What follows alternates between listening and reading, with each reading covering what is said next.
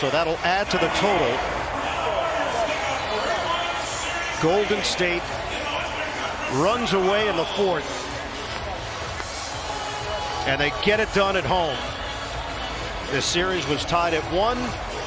The Warriors win 2 here at Chase Center to take a 3-1 lead. Mike Brown gets the W, and Golden State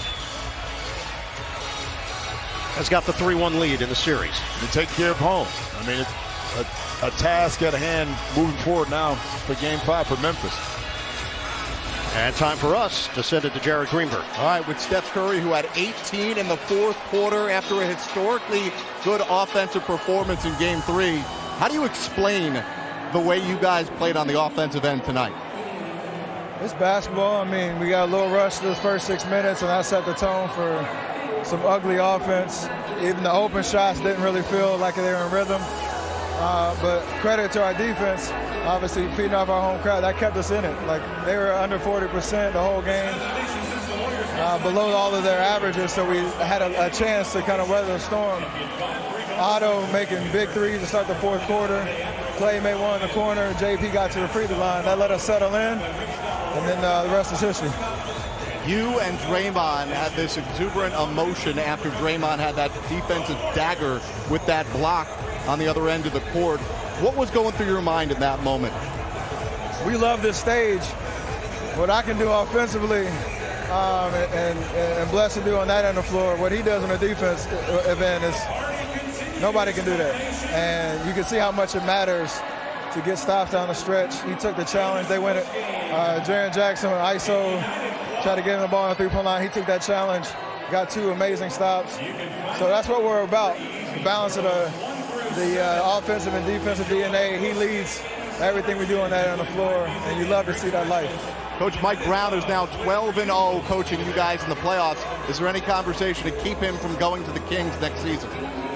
You talk about historically bad shooting, and a lot of history was made. He was named head coach twice, 24 hours.